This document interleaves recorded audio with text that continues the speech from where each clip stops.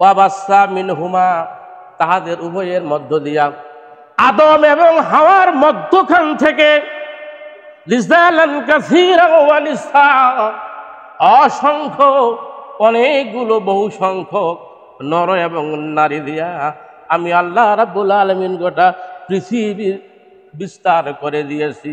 আলহামদুলিল্লাহ বলেন, বাচ্চা বিস্তার করে দিয়েছি। আচ্ছা, আদমের সৃষ্টি আমরা এখানে হিন্দু, মুসলমান, খ্রিস্টান, বৌদ্ধ, তারপরে আপনার তাঁতি, জেলে, কামার, কুমার, মহন্ত গ্রুপ সবাই আছে না নাই? কথা বলেন। এই জন্য শুরুতে আল্লাহ পাক আমানু বলে নাই, নাস বলেছে, ইয়া আইয়ুহান নাস, হে মানুষ সকল। সাধারণ মানুষদের জন্য এই বয়ানটা এখানে আল্লাহ সুবহানাহু ওয়া তাআলা দিচ্ছেন। এরপরে বলেছে ওয়াত্তাকুল্লাহ, কাজেই তোমাদের উচিত হবে সুতরাং তোমরা আল্লাহকে ভয় করো, আল্লাহর হুদুদ সীমা রেখাগুলোকে তোমরা জীবনের সাথে অনুকরণ করো, আল্লাহর দেওয়া জীবনকে তোমরা ফলো করো। এখানে ওয়াত্তাকু মানে হলো যে নির্দেশ আল্লাহ পাক দিয়েছে সেই নির্দেশ তোমরা বিনা প্রশ্নে তোমরা মেনে নাও। আলহামদুলিল্লাহ বলেন, বিনা প্রশ্নে আল্লাহ যেটা হুকুম দিয়েছে সেটাকে তোমরা মেনে নাও। যেটা জায়েজ ঘোষণা করেছে সেটা বিনা প্রশ্নে তোমরা জায়েজ হিসাবে মেনে নাও। যেটা হারাম ঘোষণা করেছে, না জায়েজ ঘোষণা করেছে, বিনা প্রশ্নে সেটা তোমার জন্য হারাম, তোমার জন্য না জায়েজ। এই হুদুদকে, বিধানকে যদি তুমি মেনে নাও, এখানে বলতেছে ওয়াত্তাকুল্লাহ, এই বিধানকে তুমি মানো আল্লাযী যাহা তাসালুনা বিহি ওয়াল আরহাম, তোমরা পরস্পরে হক দাবি করে থাকো। আর ওয়াল আরহাম, আত্মীয়তা সম্পর্ক তোমরা বিচ্ছিন্ন করিও না। আলহামদুলিল্লাহ বলেন। এখানে আত্মীয়তা সম্পর্ক বলতে মুফাসসিরে কেরামগণ লিখেছেন, এখানে আত্মীয়তা সম্পর্ক বিচ্ছিন্নর ব্যাপারে বলা হয়েছে মেয়ে এবং ছেলে, এক জায়গার মেয়ে আরেক জায়গার ছেলে, এদিক থেকে যখন বিয়ে শাদী হয় এদের ভিতরে একটা নতুন আত্মীয় হয়, হয় কি হয় না? রক্তের ভিতরে হয়, রক্তের বাইরে হয়, হয় কি হয় না? আমার হাসিনা বেটির স্বামী বানাইছিল কোন দেশত? বাইরের দেশে, খ্রিস্টান হয়েছে তো আত্মীয়তা। বেটার বউ নিয়ে আইছে বাইরের দেশত, জামাইও বানিয়েছে খ্রিস্টান, বৌমা বানিয়েছিল খ্রিস্টান, সংসার হয়েছে তো? কথা কয় না? হয় নাই? এক ডিস্ট্রিক্টের মেয়ে আরেক ডিস্ট্রিক্টের ছেলে, ভাষার মিল অনেক সময় থাকে না। এরপর আল্লাহ সুবহানাহু ওয়া তাআলা তাদের মধ্যে একটা প্রেমের মাধ্যমে, বন্ধনের মাধ্যমে সুসম্পর্ক সৃষ্টি করে দেয়।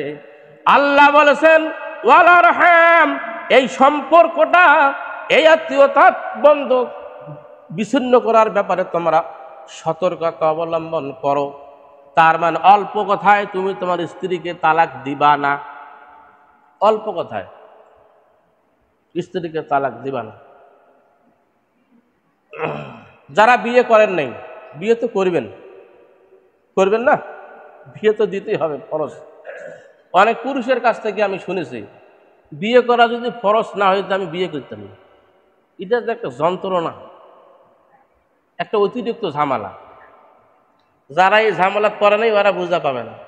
আমার মুসল্লিগুলো মনে করে যে হুজুর বোধহয় কোনো বিপদ পেয়ে যাবে বউ নিয়ে। না না না না না, বিপদ পড়ি নাই, খুব ভালোও নেই। বিপদ পড়ি নাই, খুব ভালোও নেই। খালি চলতে হয়, এই জন্য চালাই, চলতে হয়, পরিবেশ মেনটেন করতে হয়। মেয়ে মানুষ, এদেরকে পরিচালনা করা খুবই কঠিন। 10টা ছাগল পুষা যাবে, ছাগল 10টা ছাগলে পুষা যাবে। এক পরিচালনা করা খুবই কঠিন। আর মোবাইলে কি হবে না হবে বাবার বাড়ির কাগজ জানাবে। আরে তুই জামে কল দে, হার ভাই হার বেরিয়ে সাথে রেকিং করছেন কেন? আর ফির আলাদা একটা প্রিপারেশন নিয়ে বসে আছে। বাস্তব কথা বলতেছি আমি, বাস্তব।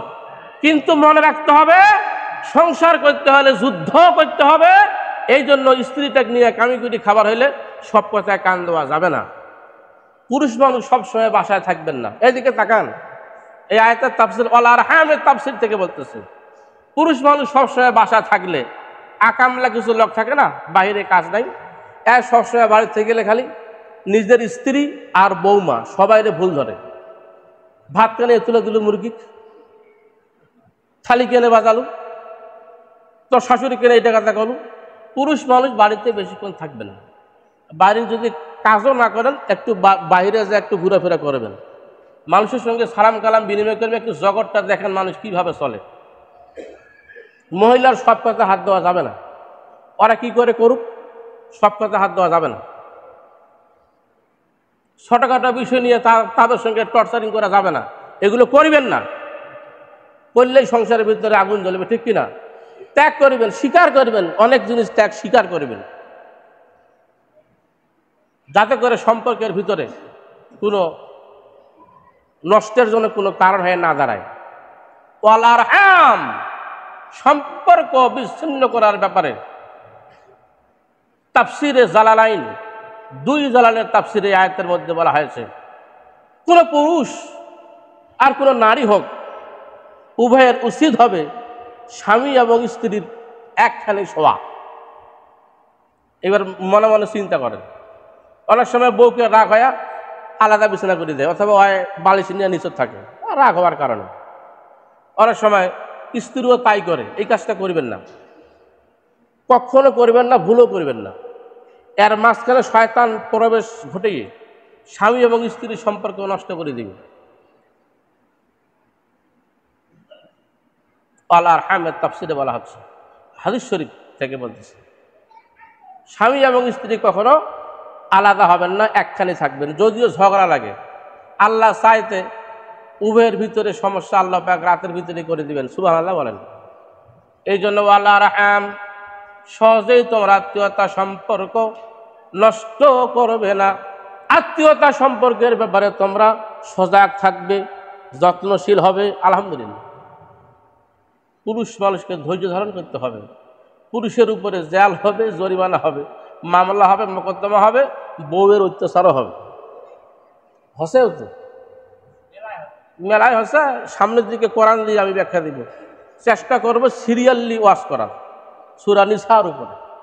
আল্লাহ সুবহানাহু ওয়া তাআলা আজকে আপনাদেরকে আমাকে আজকে যে কথাগুলো শ্রবণ করলাম এই পর্যন্ত বুঝার তৌফিক দান করুক আমরা সকলে মিলে, আমিন।